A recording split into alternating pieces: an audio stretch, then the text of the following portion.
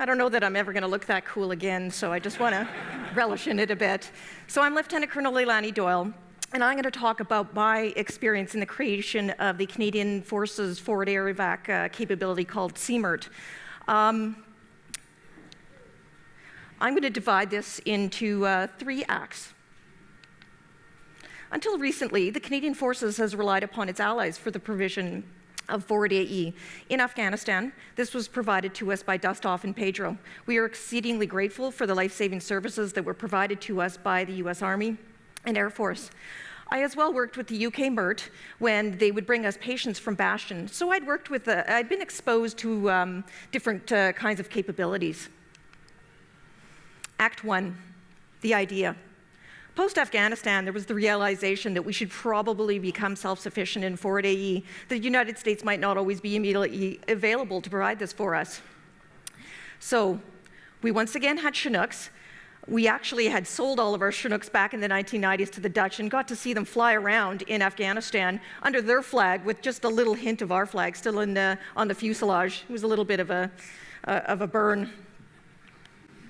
The Canadian press still relishes in pointing out how this was probably a little bit short-sighted selling all those D models back in the 1990s. But back to 2016, we have the aircraft as we started reacquiring the F models in about 2013, and we have the idea. With the help of several other specialist medical officers in the Canadian Armed Forces, we got together and wrote a memo detailing as to why the Canadian Forces should develop its own MERT capability.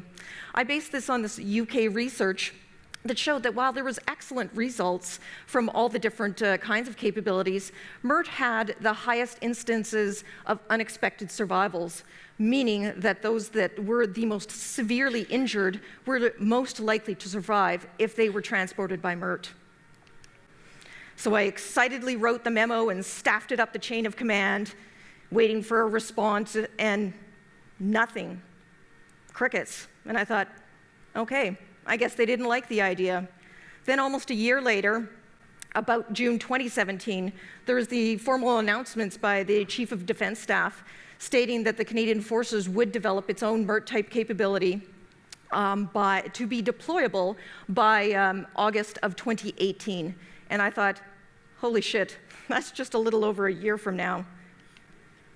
Lesson 1, if you make a suggestion, be prepared to follow through with your suggestion. Act 2, the creation. So you're one of the people that said we should be doing this. You better get to work. And I thought, oh God, how are we going to do this? Firstly, we actually didn't have a training program. Well, we did have a small medic-based forward AE capability. We do have a history of critical care stratovac capabilities. Other than STARS and Orange, and in Canada we tend not to have physician-led rotary wing capabilities. So this is where we turn to our allies. The first group, we were sent down to Fort Rucker, and we did the dust-off training. And while it was excellent, it didn't quite meet our needs. We're a much bigger team. We have the critical care physician, the critical care nurse, and 2 paramedics, as well as being on a much larger platform, the Chinook versus their aircraft. So actually for the second iteration, the second group that are deployed currently, we actually had the Dutch come to Canada and train our teams on our aircraft in Petawawa. So not only did we not have the training capabilities, we actually didn't have SOPs, we didn't have paperwork, we didn't have anything. And neither did the aircrew. They had to look back into their SOPs from Afghanistan to build back up their SOPs.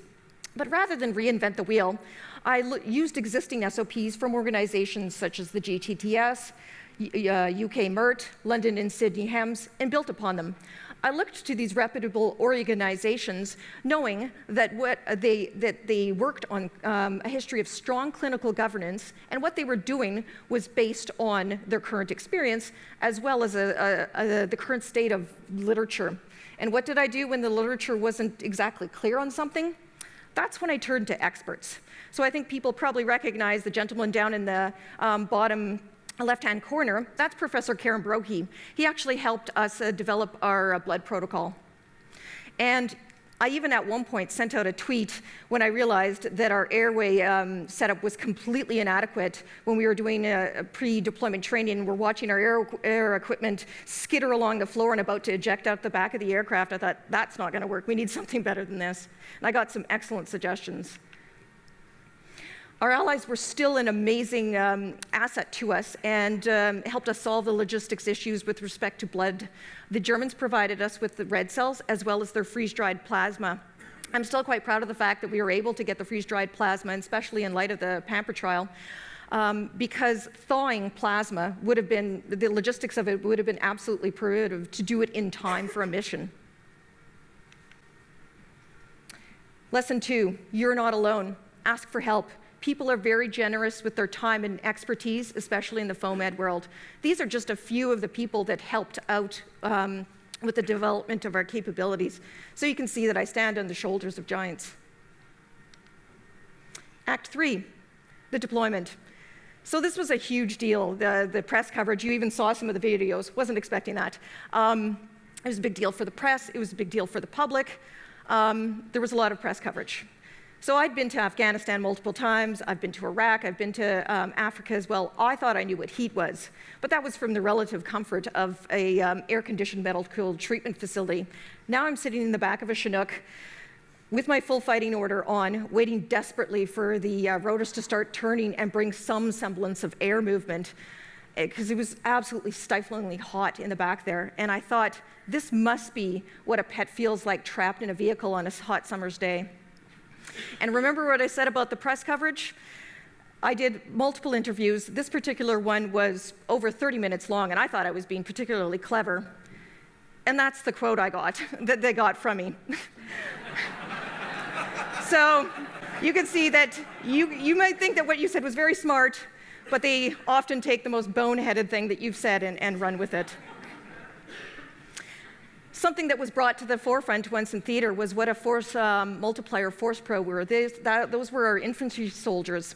These guys knew their TCCCs, and they were on and exceedingly willing to help. I remember thinking that they were just much better helpers than many medical personnel I had worked with in the past, simply because they had a lack of fear of causing pain to the patient.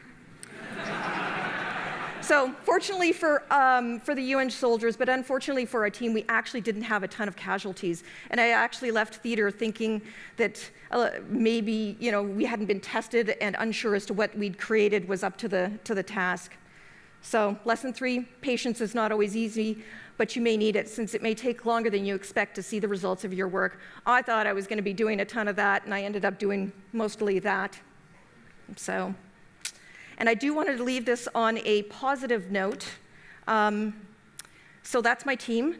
I had the privilege of working with amazing people and doing some amazing kick-ass training with them, as well as being privileged in participating in something, in the creation of something that I'm very passionate about.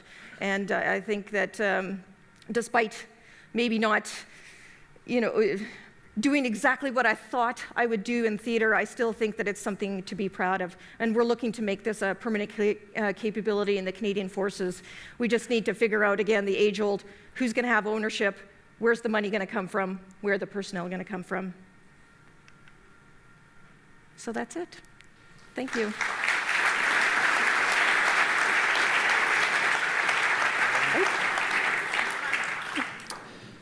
Thank you. Good evening, listeners. We flew over all the way to Canada, and damn are these people polite. They make me so angry. I just wanted someone to fight with me. Okay. Welcome, Lieutenant Colonel. Yeah, sorry. Sorry. Welcome, Lieutenant Colonel. Thank you. If you don't mind answering some questions for our civilian audience from SMAC Force. Okay. So the first question that we have is, how damn heavy is all that gear that you're wearing? Yeah, so I lost a bit of weight in theater, as everyone does. So I weighed about 60 kilos, and it was about 50 kilos, all the kit. So double your weight? And that was not carrying the patient. We were expected to carry the patient, obviously, 4 people together. But let me tell you, the Dutch and the Germans are big boys. So they didn't send the small ones to theater. Okay, thank you. The next question on a little bit more of a serious note is, we have a multidisciplinary team and quite a big team, as we can see. How do you manage these interactions between the different personalities, and how do you train together? What's the best way for us to do that kind of thing? Well, I think that one thing that we had to learn very quickly, the medics were used to working on their own, and they were a little taken aback and thought that they had been somewhat stripped of their responsibility, like, well, if a doc and a nurse are here, what role do I play? And I thought it was very important to empower them and make them realize that the level of skill that they have save more patients than the added skill, like percentage-wise, than the added skill. If I can put in a Roboa, I might save 1 in 10,000. Like, that's nothing compared to all the patients they would have saved with managing the airway in basic fashion, decompressing the chest if needed, putting on a tourniquet. Those basic interventions done well save the highest percentage of patients. I think we've heard that, all morning this morning. So, and I wanted them to feel like they were part of the team and that they were a critical component of it. Okay, thank you. And then our last question is, our audience really want to know, when is the rest of Canada going to catch up with this HEMS bug? I mean, helicopters are cool. But more importantly is, how do we relate this knowledge that you've gained in the military world to the civilian population? Well, I think that, as we all know, that war does bring about advances in medicine, and we've seen that with the transfusion, how we've gone back to whole blood, things like that. I do believe that we should be involved in research, and the Canadian Forces, all of our casualties do end up in the Joint Trauma Theatre Registry, the American Registry, so that kind of drives research that can be then translated into the civilian setting, or at least the thought can be planted that maybe we should try it and ensure that it is appropriate for the civilian setting. As for HEMS, we're a country like Australia. I don't know why there's a barrier. Some of it could be remuneration, financially, the cost of putting physicians out there. We are starting. Orange is getting bigger. Orange is the one that's based more in Ontario. STARS is based more in Western Canada, BC, Alberta, and Saskatchewan. I think maybe into Manitoba. But so it does exist. But it tends to be more critical care nurse medic based. They do sometimes have physicians, but yeah, I know. I'm starting to, I've signed up for some ride-alongs with Orange, so I'm going to try and... Yay. Okay, thank you, Lieutenant Colonel. Thank you. Craig Wiley, signing off for SMAC Force.